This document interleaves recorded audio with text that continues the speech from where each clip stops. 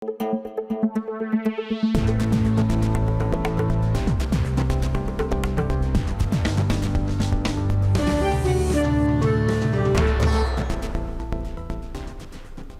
এখন জনপদে। পুরো আয়োজন জুড়ে সঙ্গে আছি আমি সুমাইরাত্রি। ফেলানী সহ সারা দেশে সীমান্ত হত্যার প্রতিবাদ ও বিচারের দাবিতে কুড়িগ্রামে মার্চ ফর ফেলানীর আয়োজন। বৈষম্য বিরোধী ছাত্র আন্দোলন ও জাতীয় নাগরিক কমিটির 5 দফা দাবি।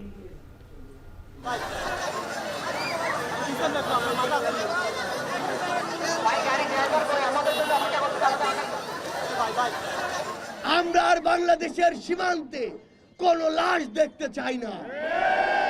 আমাদের বাংলাদেশের যত নাগরিককে ওই সীমান্তে লাশ করা হয়েছে তাদের বিচার আন্তর্জাতিক ট্রাইব্যুনালে করতে হবে। এ নিয়ে এখন জনপদে থাকছে বিস্তারিত।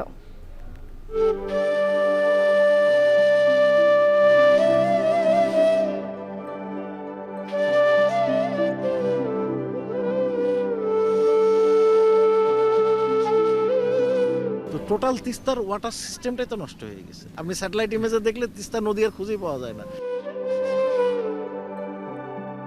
প্রতি বছর যত বেশি জায়গায় চাষাবাদের কথা শোনা যাবে, আমাদের ভাবতে হবে যে ততখানি জমি তাহলে ভেঙে ভেঙে গেছে।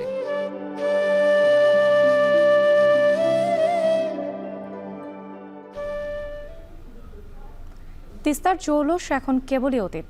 ভারতের বাঁধ নির্মাণ ও একতরফা পানি প্রত্যাহারের ফলে নদী এখন চাষের জমি। মৌসুমী শস্যে ছেয়ে আছে জেগে ওঠা চর। দখল, দূষণ রোধ আর পানির ন্যায্য হিস্সা আদায় না করা গেলে আসতে পারে ভয়াবহ বিপর্যয়। এ নিয়ে এখন জনপদে থাকছে বিস্তারিত। তবে তার আগে কুড়িগ্রামের ফেলানী মার্চ ফর ফেলানীর খবর। ফেলানী সহ সারা দেশের সীমান্ত হত্যার প্রতিবাদ ও বিচারের দাবিতে বৈষম্য বিরোধী ছাত্র আন্দোলন ও জাতীয় নাগরিক কমিটির যৌথ আয়োজনে কুড়িগ্রামে আয়োজিত হচ্ছে মার্চ ফর ফেলানী। এ নিয়ে আরও জানাতে কুড়িগ্রাম থেকে যুক্ত হচ্ছেন আমিরুল বাপ্পি। বাপ্পি, মার্চ ফর ফেলানী এই আয়োজনে কি কি কার্যক্রম গ্রহণ করা হয়েছে জানাবেন।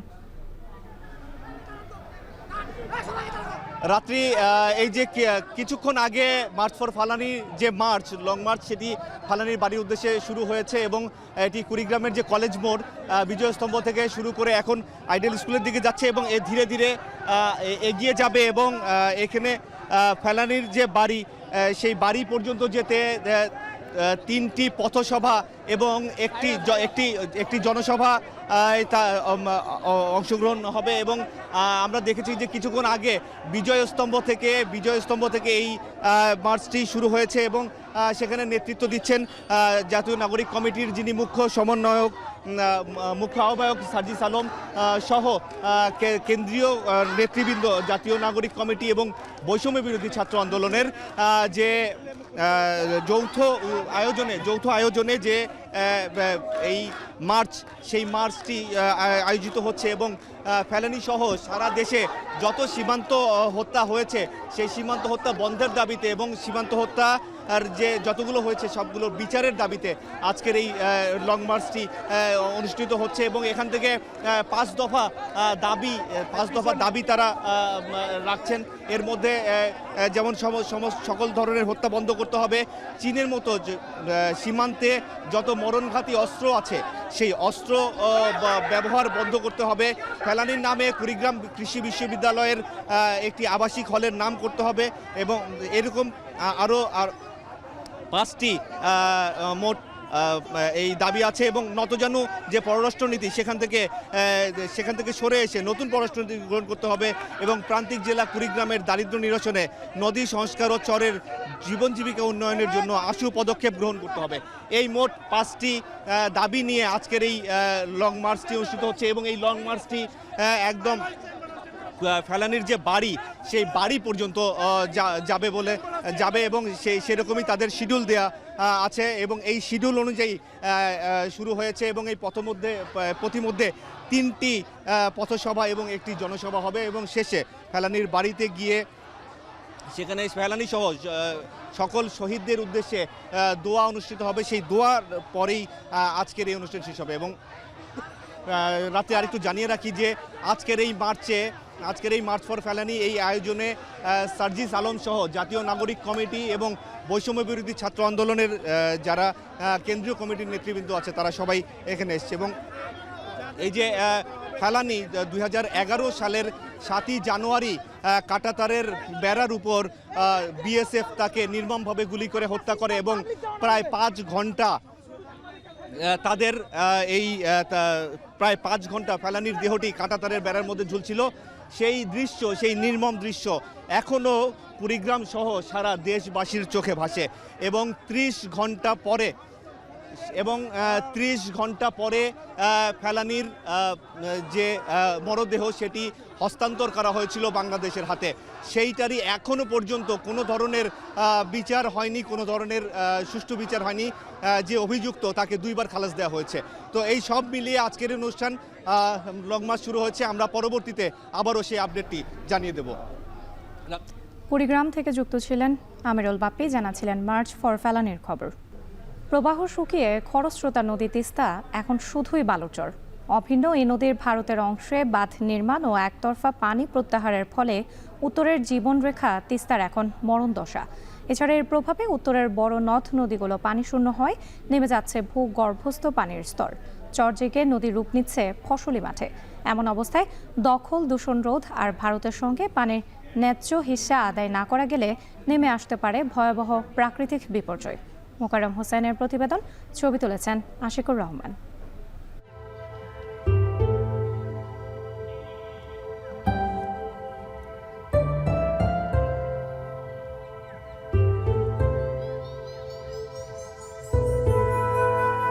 উত্তরের তিস্তার সঙ্গে ব্রহ্মপুত্রের মেলবন্ধন কুড়িগ্রামের চিলমারিতে। তবে কালের বিবর্তনে তাদের প্রেমে ভাটা পড়েছে। গাইবান্ধার ঘাঘট, কুড়িগ্রামের দুধকুমর, লালমনিরহাটের ধরলা, সবাই যেন হারিয়েছে তাদের স্রোতের সঙ্গীত। মাহিগঞ্জে ইছামতির অভিমানী মুখ আর করতোয়ার সঙ্গ ছেড়ে যাওয়া যেন উত্তরের নদীগুলোর এক করুণ গল্প। এক সময়ের খরস্রোতা তিস্তা এখন ফসলের মাঠ, মৌসুমী শস্যে ভরে গেছে নদীর বুক। তাই নদীর জৌলুস এখন কেবলই অতীত। এদিকে পঞ্চগড়ের মহানন্দা নদী ধুকে ধুকে বেঁচে আছে। সৈয়দপুরের সর্বমঙ্গলা নদীর অবস্থা আরও করুণ। নদী গবেষকরা সর্বমঙ্গলার নাম দিয়েছেন পৃথিবীর সরুতম নদী। সর্বমঙ্গলার কপালে আজ যেন যত অমঙ্গল।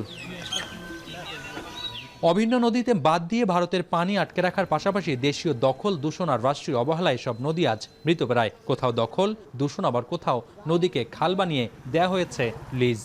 উজান থেকে পলিয়ে এসে ভরাট হয়ে গিয়েছে, যার জন্য নদীর পানি ধারণ ক্ষমতা কমে গেছে। এই কারণেই নদীর বেড উঁচু হয়েই আমাদের বন্যাগুলো অল্প বৃষ্টিতেই দেখা যাচ্ছে দুই কূল প্লাবিত হয়ে বন্যা দেখা দেয়। ব্রহ্মপুত্র, তিস্তা, ধরলা, দুধকুমার এগুলো খনন করা এখন আমাদের করতোয়া, এগুলো খনন করলে আমরা এই বন্যার প্রকোপ থেকে অনেকটা মুক্ত পাবো। পানি সম্পদ মন্ত্রণালয়ের পরিসংখ্যানে রংপুর বিভাগে 277টি নদীর নাম রয়েছে। সরেজমিনে দেখা যায় দিনাজপুর ও পঞ্চগড়ের প্রায় 40টি নদী এখন পানিশূন্য। নীলফামারীর বড় নদীগুলো এখন মৃত। একইভাবে লালমনিরহাট, গাইবান্ধা, ঠাকুরগাঁও ও রংপুরের নদ নদীর অবস্থাও সংকটাপন্ন। তাহলে নদী ও প্রকৃতির সঙ্গে মানব সভ্যতার যে নিবিড় সম্পর্ক, তার ভবিষ্যৎ কি? তিস্তা তো একটা নদী না, তিস্তা তো একটা সিস্টেম। তিস্তার সাথে অনেকগুলো শাখা নদী, উপনদী বা বিল জড়িত ছিল। তো টোটাল তিস্তার ওয়াটার সিস্টেমটাই তো নষ্ট হয়ে গেছে। আপনি স্যাটেলাইট ইমেজে দেখলে তিস্তা নদী আর খুঁজেই পাওয়া যায় না যে ওটা নদী কোথায় ছিল। হয়তো বর্ষার সময় একটু পানি আসে। তো এটা তো এই অঞ্চলে ভোগাবে এবং এটা মানে কমবে না, বরঞ্চ প্রত্যেক বছর কিউমুলেটিভ হারে এই টেম্পারেচারটা বাড়তে থাকবে। মৃতপ্রায় নদীতে প্রতিনিয়ত জাগছে চর। নীলফামারী, লালমনিরহাট, কুড়িগ্রাম, রংপুর ও গাইবান্ধা জেলার 115 কিলোমিটার দীর্ঘ তিস্তার বুকে বছরে অন্তত 100 চরে হচ্ছে মৌসুমী চাষাবাদ। কৃষি বিভাগের হিসেবে 115 কিলোমিটার তিস্তার বুকে এখন চর জমির সংখ্যা প্রায় 90,000 হেক্টর। তিস্তা নদী শুষ্ক মৌসুমে ছিল 1 কিলোমিটার, বর্ষায় ছিল 2 কিলোমিটার। এখন যে কোথাও 10 কিলোমিটার, কোথাও 12 কিলোমিটার প্রস্তে হয়েছে, এটা তো দুই পার ভেঙে ভেঙে হয়েছে।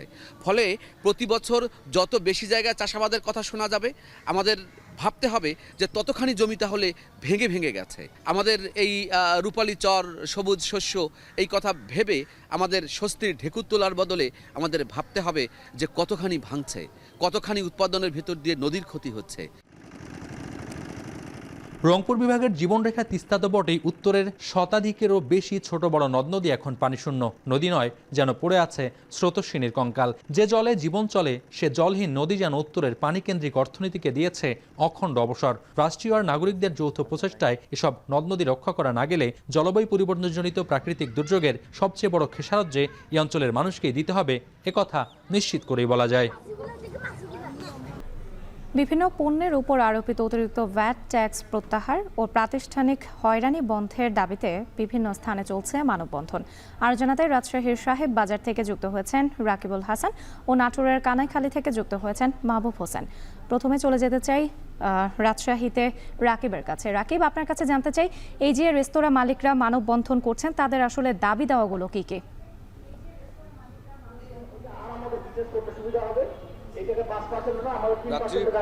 আসলে যে অতিরিক্ত 15% ভ্যাট ধার্য করা হয়েছে রেস্তোরাঁগুলোতে এবং বিভিন্ন দোকানগুলোতে, সেখানে আমরা যেটি লক্ষ্য করছি যে এইটি আসলে তাদের ব্যবসার জন্য আসলে অনেক বেশি ক্ষতির কারণ হচ্ছে বলে তারা এখানে দাবি করছে। এবং আমরা দেখছি যে রাজশাহীর সাহেববাজার 0 পয়েন্টে নিয়ে মানববন্ধন করছেন বিভিন্ন ব্যবসায়ী সমিতি এবং চেম্বার অফ কমার্সের কিছু নেতৃবৃন্দ সেখানে উপস্থিত আছেন।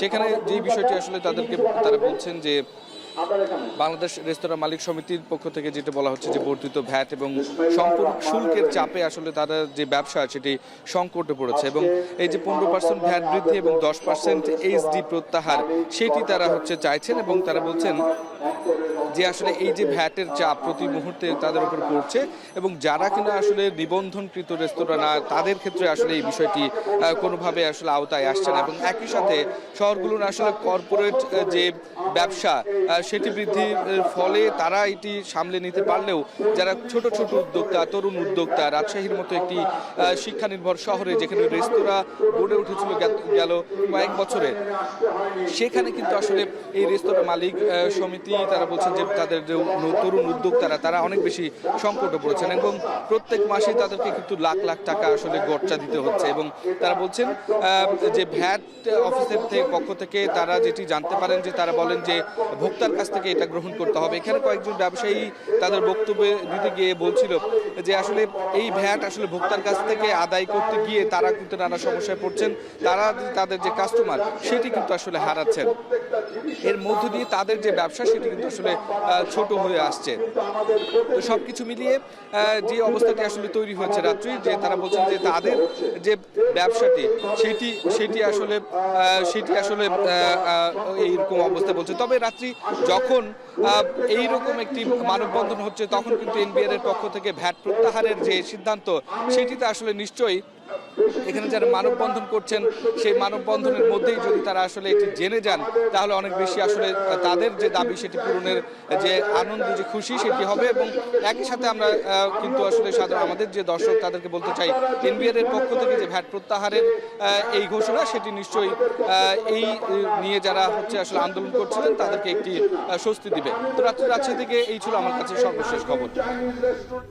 এবার যেতে চাই নাটোরে মাহবুব হোসেনের কাছে। মাহবুব, আপনার কাছে জানতে চাই, এই যে রেস্তোরাঁ মালিকরা মানববন্ধন করছেন তাদের আসলে দাবি দেওয়াকে এতক্ষণ আমরা শুনছিলাম আমাদের সহকর্মীর মাধ্যমে রাজশাহীতে তাদের যেই দাবি দেওয়া রয়েছে, এখানকার আসলে দাবি দেওয়া কি? রাজশাহীরটা তো বাতিল করা হয়েছে, সেক্ষেত্রে এখানে আসলে কি চলছে, তারা কি নিয়ে মানববন্ধন করছেন?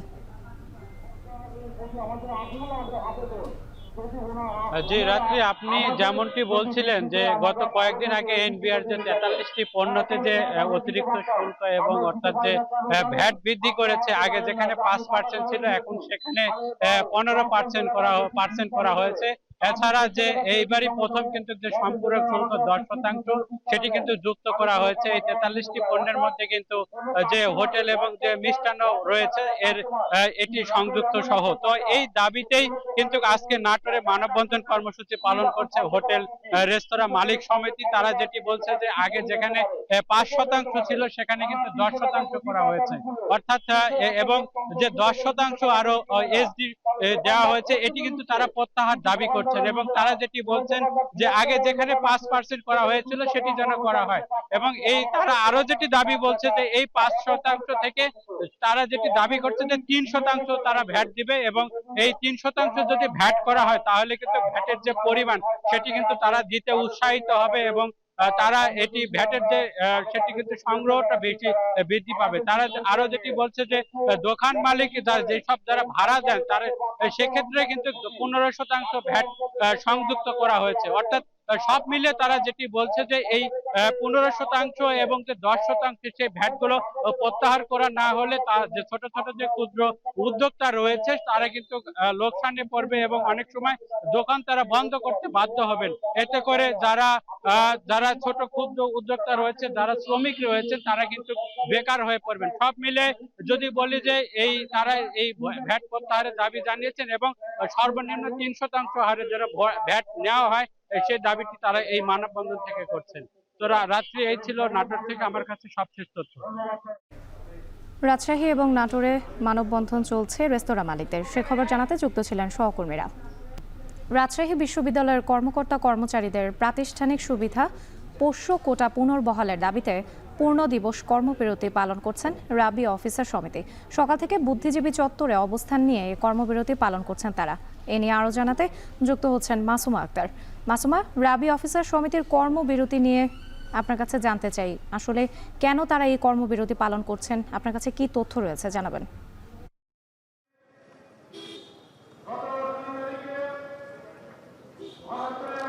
রাত্রে গেল সপ্তাহেও কিন্তু তাদের নিজস্ব সিদ্ধান্ত অনুযায়ী কর্মকর্তা কর্মচারী রাজশাহী বিশ্ববিদ্যালয়ে যারা রয়েছেন তারা কিন্তু তাদের প্রাতিষ্ঠানিক সুবিধা পোষ্য কোটা, যেটি গত 2 তারিখে ছাত্রদের আন্দোলনের মুখেই কিন্তু সেই পোষ্য কোটা বাতিল হয় এবং তারপর থেকে কিন্তু নিজেদের সিদ্ধান্তের মধ্য দিয়েই তারা ধারাবাহিকভাবে আন্দোলন করছেন এবং আজকে কিন্তু দ্বিতীয়বারের মতো গতকাল এবং আজকে কিন্তু দ্বিতীয় দফার যে তাদের পূর্ণ দিবস কর্মবিরতি সেটি কিন্তু পালন করছেন তারা।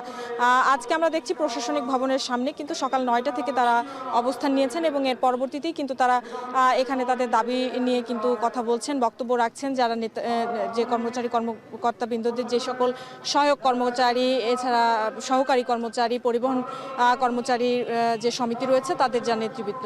একটু জানিয়ে রাখি যে তারা কিন্তু বলছেন যে তাদের দাবি শিক্ষার্থীরা যে পন্থায় আসলে এই পোষ্য কোটা বাতিল করেছেন সেই প্রক্রিয়াটি তাদের জন্য আসলে পছন্দসই হয়নি এবং তারা বলছেন যে তাদের সাথে এটি বৈষম্যমূলক আচরণ করেছেন শিক্ষার্থীরা, কারণ শিক্ষার্থীদের সাথে তারা মিলেই কিন্তু জুলাই অভ্যুত্থান বা জুলাই বিপ্লবে কিন্তু তারা অংশ নিয়েছিলেন। বাংলাদেশ থেকে সব ধরনের আসলে কোটা বিরোধী বা বৈষম্য বিরোধী যে আন্দোলন সেটি তারা করেছেন বরাবর শিক্ষার্থীদের পাশে দাঁড়িয়ে। তারা বলছেন যে বিশ্ববিদ্যালয়ের যদি পরিবার হয় একটি, তাহলে সেই পরিবারের অংশ কিন্তু তারাও, এবং শিক্ষার্থীদের সাথেই কিন্তু তারা মিলেমিশে তাদের যে কার্যক্রম সেটি কিন্তু পরিচালনা করতে চান। এক্ষেত্রে আসলে দুটি পক্ষের মধ্যে ভাবার কোনো কারণ নেই এবং তারা বলছেন যে তাদের প্রাতিষ্ঠানিক সুবিধা তারা চান, তারা কোনো ধরনের কোটা চান না। তারা বলছেন যে তাদের তাদের সন্তানরা আসলে প্রথম বর্ষে স্নাতকে ভর্তির ক্ষেত্রে যে শুধুমাত্র ন্যূনতম পাস মার্ক থাকলেই যেন তারা রাজশাহী বিশ্ববিদ্যালয়ে, যেটি বিগত সময়েও তারা পেয়েছেন যে সুবিধাটি, যে ভর্তির যে সুবিধাটি তাদের সন্তানদের জন্য ছিল, সেটি কিন্তু একেবারেই বাতিল ঘোষণা করা হয়েছে 2 তারিখ থেকে। কিন্তু এই কারণেই তারা বলছেন যে তারা লাগাতার আন্দোলন করবেন এবং তাদের দাবি দেওয়া যেটি সেটি যতক্ষণ পর্যন্ত না আদায় হচ্ছে ততক্ষণ পর্যন্ত তারা তাদের আন্দোলনটি কিন্তু চালিয়ে যাবেন বলেও কিন্তু জানা যাচ্ছে। এবং আজকে কিন্তু দ্বিতীয় দফার দ্বিতীয় দিনের মতো আসলে আজকে কিন্তু তাদের কর্মসূচি পূর্ণ দিবস যে কর্মবিরতি সেটি শেষ হচ্ছে। তবে এখানকার যারা কর্মকর্তা কর্মচারী নেতা রয়েছেন তারা বলছেন আগামীকাল তারা নিজেদের মধ্যে আবারও বৈঠকে বসবেন এবং এর পরবর্তীতে তারা কি করবেন বা জোরালো কোনো কর্মসূচিতে যাবেন কিনা সেটিও তারা ঘোষণা করবেন। এরই মধ্যে কিন্তু তারা প্রশাসনের সাথে আলাদাভাবে বসেছেন এবং রাজশাহী বিশ্ববিদ্যালয়ের দুটি গুরুত্বপূর্ণ সংগঠন, ছাত্র সংগঠন রয়েছে, তাদের সাথেও বসেছেন এবং তাদের দাবি দাওয়াগুলো কিন্তু তাদেরকে জানিয়েছেন। এই ছিল আমার কাছে রাজশাহী বিশ্ববিদ্যালয় প্রশাসন ভবনের সামনে থেকে পোষ্য কোটা পুনর্বহালের দাবিতে কর্মচারী-কর্মকর্তাদের যে কর্মবিরতি সেটির সর্বশেষ খবর। 2 দিনের ব্যবধানে ভোগ্য পণ্যের পাইকারি বাজার খাতুনগঞ্জে কেজিতে 3 টাকা পর্যন্ত বেড়েছে পেঁয়াজের দাম। এছাড়া 1 মাসের ব্যবধানে খোলা সয়াবিন দাম কেজিতে বেড়েছে 10 টাকা পর্যন্ত। বিস্তারিত জানাতে যুক্ত হচ্ছেন সহকর্মী কাজী মাহফুজ। মাহফুজ, আপনার কাছে জানতে চাই, এই যে সয়াবিন তেলের দাম বেড়েছে এ নিয়ে আসলে ব্যবসায়ীরা কি বলছেন?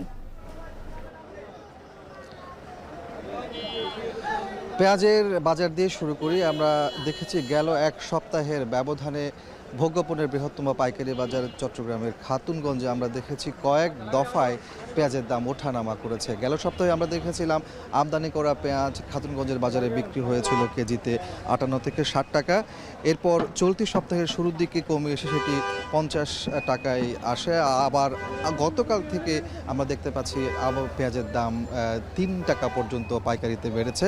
সেই জায়গায় আজকের বাজারের কথা যদি বলি, খাতুনগঞ্জের বাজারে আমদানি করা ভারতীয় পেঁয়াজ বিক্রি হচ্ছে 52 থেকে 53 টাকা কেজিতে, আর দেশি পেঁয়াজ বিক্রি হচ্ছে 43 থেকে 44 টাকা। এখানে যারা ব্যবসায়ী আছেন তারা আমাদেরকে বলছেন মূলত গতকাল থেকে খাতুনগঞ্জের বাজারে এক ধরনের একটি গুজব রটেছে। সেটি হলো যে আজ থেকেই মূলত খাতুনগঞ্জের বাজারে আমদানি করা পেঁয়াজের উপর সরকার 4% কর আরোপ করবে এবং সেই বিষয়ের উপর ভিত্তি করে মূলত তারা বলছেন যে যেহেতু আমদানিতে এর প্রভাবটি পড়বে, ফলে দাম বেড়ে যাবে এবং এখন থেকে সেই দামটি বাড়তে শুরু করেছে, তারা এমনটি জানিয়েছেন। যদিও সঠিক কোনো তথ্য এখনও পর্যন্ত কেউ দিতে পারেনি যে আসলে সরকার এই পেঁয়াজের উপর 4% আমদানি কর বসিয়েছে কিনা। এছাড়া আপনি অন্য যে বিষয়টি জানতে চেয়েছেন, তেলের বাজারও আমরা দেখতে পাচ্ছি এক মাসের ব্যবধানে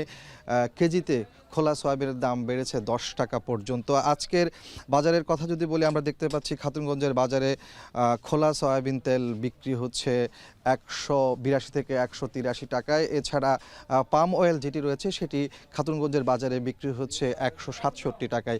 যদিও এখানকার যারা ব্যবসায়ী আছেন তারা আমাদেরকে বলছেন মূলত খোলা সয়াবিন তেল গত কিছুদিন ধরে এক ধরনের সংকট তৈরি হয়েছে। যদিও আমরা দেখছি গেল এক মাস ধরে বিশ্ববাজারে খোলা সয়াবিন তেলের দাম কমে এসেছে, কিন্তু দেশের বাজারে তার প্রভাবটি পড়েনি, বরং উল্টো দাম বাড়তে শুরু করেছে। যদিও আমরা দেখেছি সরকার কিন্তু খোলা সয়াবিন তেলের বাজারে আমদানিকারকদের দাবির মুখে 2 দফায় শুল্ক কমিয়েছে এবং দামও বাড়িয়ে দিয়েছিল। এরপরও কেন আসলে এই খোলা সয়াবিন তেলের বাজার নিয়ন্ত্রণে আসছে না, সেটি কিন্তু এখানে যারা পাইকারি ব্যবসায়ী আছেন তাদের প্রশ্ন। যদিও তারা আমাদেরকে আরেকটি বিষয় জানিয়েছেন, সেটি হচ্ছে মিল গেট থেকেই মূলত সরবরাহ কমিয়ে দেওয়া হচ্ছে সয়াবিন তেলের, যার কারণে তার প্রভাবটি বাজারে এসে পড়েছে।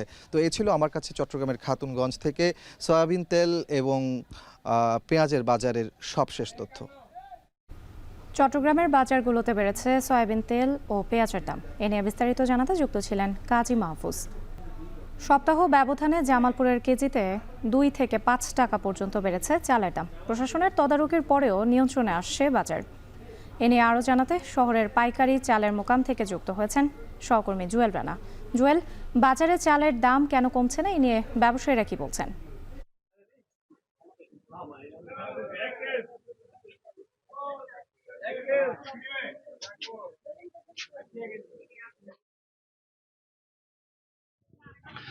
রাত্রি দেখেন, গত এক সপ্তাহের ব্যবধানে চালের বাজার কিন্তু জামালপুর অস্থির হয়ে উঠেছে। এই মুহূর্তে যদি বলি তাহলে খোলা বাজারে কিন্তু প্রতি কেজি চাল 2 থেকে 5 টাকা, কোথাও কোথাও আরো 6 টাকা পর্যন্ত বেড়ে যাওয়ার খবর আমরা পাচ্ছি। তবে স্থানীয় প্রশাসন মাঝে মধ্যে বিভিন্ন ধরনের বিভিন্ন হাট বাজারগুলোতে অভিযান করছে, অর্থাৎ প্রচারণা চালাচ্ছে, তারপরেও তারা চালের দাম নিয়ন্ত্রণে আনতে পারছে না। তার একটি অন্যতম কারণ হচ্ছে এখন কিন্তু জামালপুরে কিন্তু যে রূপা আমন ধানের মৌসুম শেষ হয়েছে, বাজারে কিন্তু ধানের সরবরাহ কিছুটা কম থাকার কারণে কিন্তু চালের বাজার অস্থির হয়ে উঠেছে, এমনটাই কিন্তু জানিয়েছে মিল মালিক যারা রয়েছে, তারা ব্যবসায়ী, তারা কিন্তু এমনটাই তথ্য বারবার আমাদেরকে দিয়ে যাচ্ছে। আরেকটি বিষয় বলা চলে, এই যে চালের দাম মাঝে মধ্যেই বেড়ে যাচ্ছে, হু করে বেড়েছে, এতে কিন্তু সাধারণ যে নিম্ন আয়ের খেটে খাওয়া মানুষ তাদের মধ্যে একটি অস্থিরতা বিরাজ করতে আমরা দেখেছি। অর্থাৎ বলা চলে আজকে যদি আমি চালের বাজার, খোলা বাজার চালের কথা বলি, তাহলে যে মোটা ধানের যে দাম রয়েছে সেগুলো চাল বিক্রি হচ্ছে 58 থেকে 60 টাকা, 49 জাতের যে বিধান রয়েছে সে বিক্রি হচ্ছে বা 60 থেকে 64 টাকা প্রতি কেজি চাল বিক্রি হচ্ছে। আর চিকন জাতের কাটারি জাতের চাল বিক্রি হলে তাহলে প্রতি কেজি কাটারি চাল বিক্রি হচ্ছে 70, 72 থেকে 74 টাকা পর্যন্ত চাল বিক্রির যে খবর সেটি আমরা প্রতিনিয়ত পাচ্ছি। আরেকটি বিষয় বলা চলে, এই যে চালের দাম যে বেড়েই চলেছে, এতে সাধারণ নাকাল হচ্ছে। অন্যদিকে ব্যবসায়ীরা একটি অজুহাত তৈরি করছে, সেই অজুহাতটি হচ্ছে তারা বাজার থেকে পর্যাপ্ত চাল সরবরাহ পাচ্ছে না, সেজন্য দামটা বেড়ে যাচ্ছে। এই ছিল জামালপুর থেকে আমার কাছে চালের বাজারের সবশেষ তথ্য। রাত্রি জামালপুরের চালের বাজার থেকে যুক্ত ছিলেন জুয়েল রানা। বিশ্ববাজারে চাহিদার জন্য সফট শেল কাঁকড়া চাষ বাড়ছে সাতক্ষীরায়। প্রাকৃতিক উৎসের পাশাপাশি জেলায় গড়ে উঠেছে ৩৬৫টি খামার। কোভিডের ধকল কাটিয়ে ফের ফ্রোজেন সফট শেল কাঁকড়ার রপ্তানি বাড়ছে ইউরোপ ও আমেরিকা সহ বিভিন্ন দেশে। গেল বছর $8,22,000 আয় হয়েছে এতে। হ্যাচারিতে কাঁকড়া পোনা উৎপাদন করে খামারে সরবরাহ করা গেলে চাষ বাড়বে বলছে সংশ্লিষ্টরা। আহসান রাজীবের প্রতিবেদন, ক্যামেরায় ছিলেন মাসুদ রানা। বিদেশে চাহিদা থাকায় ৮০-র দশকে সাতক্ষীরার উপকূলীয় এলাকায় ব্যাপক হারে শুরু হয় বাগদা চিংড়ির চাষ। সে সময় থেকেই চিংড়ির পাশাপাশি সীমিত পরিসরে কাঁকড়া বিদেশে রপ্তানি করা হতো। তবে নানা কারণে আন্তর্জাতিক বাজারে চাহিদা কমতে শুরু করে চিংড়ির। বিকল্প হিসেবে ২০১৪ সালে সাতক্ষীরার একটি খামারে প্রথম প্লাস্টিকের খাঁচা পদ্ধতিতে সফট শেল কাঁকড়ার চাষ শুরু হয়। শুরুতে চাহিদা কম থাকলেও বর্তমানে বিশ্বের বিভিন্ন দেশে এই জাতের কাঁকড়ার চাহিদা বেড়েছে। অল্প জমিতে স্বল্প বিনিয়োগে কাঁকড়া চাষের সুযোগ থাকায় প্রতি বছরই বাণিজ্যিক এই খামারের সংখ্যাও বাড়ছে। বর্তমানে জেলার ৩৬৫টি খামারে চাষ করা হচ্ছে, যেখান থেকে গেল বছর $8,22,000 বৈদেশিক মুদ্রা আয় হয়েছে। বর্তমানে বাংলাদেশে মোটা তাজাকরণ ও সফট শেল কাঁকড়ার বাণিজ্যিক উৎপাদন করা হচ্ছে আন্তর্জাতিক বাজারে, যা ফ্রোজেন অবস্থায় রপ্তানি করা হয়। মূলত যুক্তরাষ্ট্র, অস্ট্রেলিয়া, যুক্তরাজ্য, ইউরোপীয় ইউনিয়নভুক্ত কয়েকটি দেশ এবং সিঙ্গাপুরে কাঁকড়া রপ্তানি হচ্ছে বেশি। আমাদের কোম্পানিতে পাঠানো হয়, সেখান থেকে আরও তারা বিদেশে বিক্রয় করে। এখান থেকে হচ্ছে চীন, জাপান, থাইল্যান্ড, অনেক দেশে আরও এখান থেকে আমাদের সাবসেল কাঁকড়া পাঠানো হয়। বাংলাদেশে 15 প্রজাতির কাঁকড়া রয়েছে। এর মধ্যে শিলা কাঁকড়ার চাষ করা হয়, যার পোনা ও ক্রাবলেট বা ছোট কাঁকড়া সংগ্রহ করতে হয় প্রাকৃতিক উৎস সুন্দরবন থেকে। তবে সুন্দরবনের জীববৈচিত্র্য রক্ষা ও কাঁকড়ার প্রজনন মৌসুমের কারণে প্রতি বছর 5 মাসের বেশি সময় সুন্দরবনে কাঁকড়া আহরণ বন্ধ থাকে। সে সময় উৎপাদন বন্ধ থাকায় বিপাকে পড়েন খামারিরা। সুন্দরবনের উপর চাপ কমাতে কয়েকটি বেসরকারি সংস্থার উদ্যোগে চালু করা হয়েছে কাঁকড়ার হ্যাচারি, যেখান থেকে প্রাকৃতিক নিয়মে উৎপাদন করা হচ্ছে কাঁকড়ার পোনা, যা স্থানীয় চাহিদা মিটিয়ে সরবরাহ করা হচ্ছে বিভিন্ন খামারে। বন্ধের সময় আমরা এখান থেকে কাঁকড়ার বাচ্চা নিয়ে, ক্রাবলেট নিয়ে আমরা পুকুরে নার্সিং করে সেখান থেকেও আমাদের চাহিদা মেটানোর একটা প্রয়োজন আমাদের একটা মিটতেছে এখান থেকে। আমরা 6 মাসের জন্যই এই পিছায় যাচ্ছি, শুধুমাত্র এই কাঁকড়া না ধরা, মানে আমরা ছোট কাঁকড়া পাচ্ছি না। সরকারি বেসরকারিভাবে হ্যাচারিতে কাঁকড়া পোনা উৎপাদন প্রক্রিয়া চালানো হচ্ছে। তাতে একদিকে যেমন বৈদেশিক মুদ্রা অর্জন হবে, তেমনি খামারের সংখ্যা, কাঁকড়ার উৎপাদন ও কর্মসংস্থান বাড়বে। কাঁকড়ার যে ক্রাফট সিড, সেটা এখন অধিকাংশটাই তারা নেচার থেকে, সুন্দরবন থেকে কালেকশন করে, কিন্তু গভর্নমেন্ট এর পাশাপাশি তার সিড উৎপাদনের জন্য কক্সবাজারে একটি হ্যাচারি স্থাপন করছে। কনভেনশনাল হ্যাচারি থেকে যে 2% তাদের বলে থাকে যে 2% তাদের সার্ভাইভাল রেট, আমরা এখানে তার থেকেও বেশি, আমাদের সার্ভাইভাল রেটটা বেশি এবং আমরা সুস্থ সবল কাঁকড়ার পোনা উৎপাদন করতে সক্ষম হয়েছি। সাতক্ষীরার বিভিন্ন এলাকায় কাঁকড়া চাষ নিয়ে শুরু হয়েছে নানা প্রকল্প। এসব প্রকল্পের মাধ্যমে কাঁকড়া চাষের নতুন নতুন পদ্ধতি বের করার চেষ্টা চালাচ্ছেন প্রকল্প কর্মকর্তারা। আমরা একটা টেকনোলজি অবলম্বন করছি। সেই টেকনোলজিটা হচ্ছে যে আমরা বাঁশের একটা বক্স তৈরি করে স্পনিং বক্স হিসেবে একটা বক্সে একটা কাঁকড়া, এবং এই ন্যাচারাল ফুড দেওয়ার ফলে তারা যথেষ্ট, তারা যে প্রাকৃতিক পরিবেশে ম্যানগ্রোভ এলাকায় তারা যেরকম বৃদ্ধিপ্রাপ্ত হয়, সে একই পরিবেশ তারা পুকুরের মধ্যে পাইছে। প্রোবায়োটিক ইউজ করে এটা সার্ভাইভাল রেটটা কীভাবে বাড়ানো যায়, এটার ইফেক্টটা কি আমরা ল্যাবরেটরি টেস্ট করে দেখেছি যে এটার আসলে প্রোবায়োটিকের যে ইফেক্টটা আছে সেটার আমাদের ক্রাবলেটকে বলেন জয়াকে ইমিউনি স্টিমুলেট করে দেয়। সাতক্ষীরার শ্যামনগর উপজেলার 2টি ইউনিয়নে 365টি বাণিজ্যিক কাঁকড়া খামার গড়ে উঠেছে, যেখানে বছরে 2000 টন কাঁকড়া উৎপাদন হচ্ছে। এসব খামারে কর্মসংস্থান হয়েছে 10,000 মানুষের। আহসান রাজীব, এখন সাতক্ষীরা। নির্মাণের 1.5 যুগ পরেও রাজনৈতিক জটিলতা ও লোকবল সংকটে এখনও চালুই হয়নি ঝিনাইদহের ওরাল স্যালাইন ফ্যাক্টরি। সরকারি হাসপাতাল, কমিউনিটি ক্লিনিক সহ স্বাস্থ্য কেন্দ্রগুলোয় বিনামূল্যে খাবার, স্যালাইন সরবরাহ বাড়াতে 2008 সালে শেষ হয় কারখানার নির্মাণ কাজ।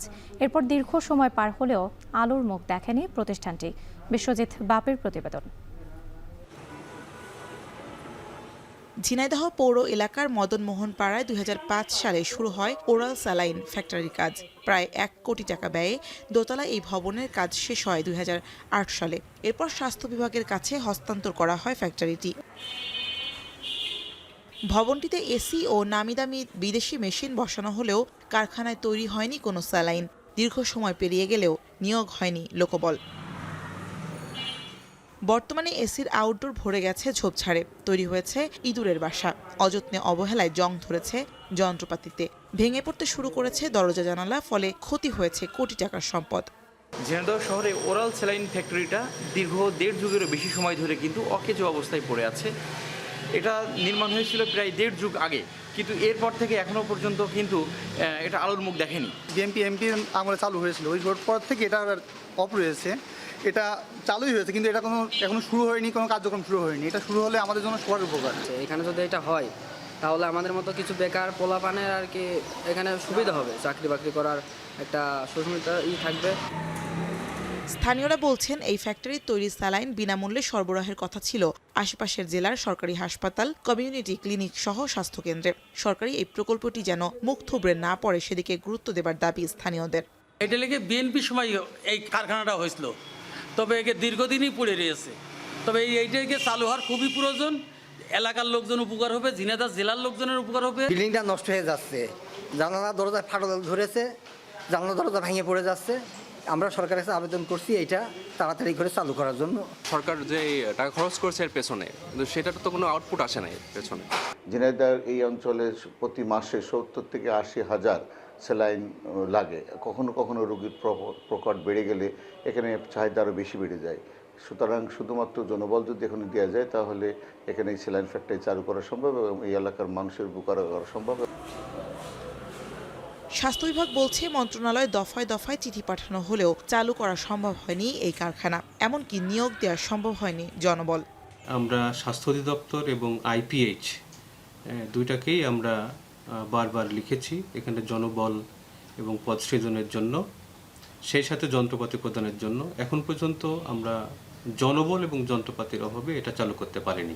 যেহেতু এখন অন্তর্বর্তীকালীন সরকার চলছে, আমরা মনে হয় যে রাজনৈতিক প্রভাবমুক্তভাবে এই কাজটি আমরা করার প্রচেষ্টা নিলে সফল হতে পারে।